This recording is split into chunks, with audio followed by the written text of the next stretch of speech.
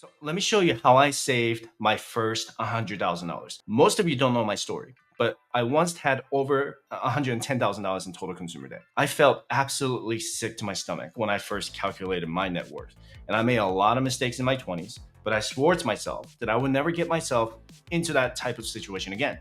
And I was tired of being broke. So I spent 2 whole years from January 2014 to December 2015 to completely pay off my debt. And this was my net worth statement right after I paid off my debt. That was in 2015. And as soon as I paid off my debt, I was really excited to start investing. But the very first thing I did was to open a high yield savings account. And the interest rate at the time was around 1% AP in 2016, which was still better than 0.02% with a regular bank. So I spent the first 5 months here saving for an emergency fund, and it got to about $24,000. And that was enough to cover at least 6 months of my expenses in case I ever became unemployed. And the next step I did was to contribute to my 401k, but only up to the employer match. And my contribution rate in 2016 was 8%, and my employer contributed 4% of my income. So my total 401k contribution rate was 12% in the same year. I didn't get to achieve 15% because I was still trying to pile up my cash after getting out of debt, right? So I maxed out my Roth IRA and finished the year with about $19,000 in total retirement between 401k and Roth IRA. This is all I had. If you take a look at the total assets that I had here, okay, $43,000 was the most I ever had in my life at the age of 30 that year. And it was an amazing feeling to have, but I wasn't quite accomplished yet. I couldn't have done this without paying off my consumer debt in December 2015. But I wanted to get to that $100,000 because that was the hardest one to make. So I wanted to make another sacrifice. And I lived very, very frugally. 2016, 2017, right? So by the end of 2016, I still wanted to maximize my retirement savings. I did, however, had 6 months of my expenses in an emergency fund and some fun money set aside to travel. This was my cash cushion between me and investments. I didn't want to have too much in my retirement without having any cash aside. So I maxed out my Roth IRA every year starting in 2016, and the stock market treated me pretty well in 2016 with a 10% return. In 2017 with a 20% return.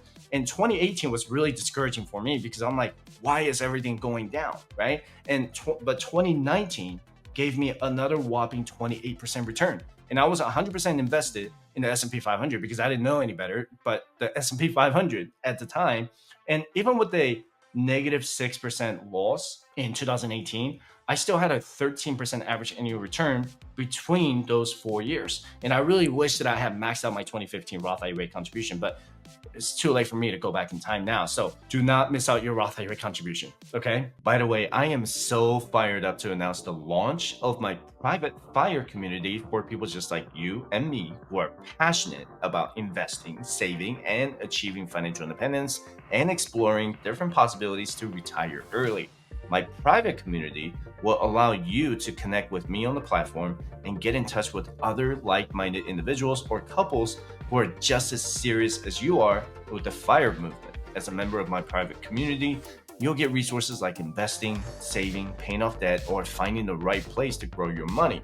For a very limited time, please enjoy the free trial by clicking the link in the description below. And 2017 was the year I truly started to max out my 401k contributions. It wasn't just the employee contribution limit. My 401k was with Vanguard at the time, and they allowed me to do the mega backdoor Roth or the 401k after tax contribution.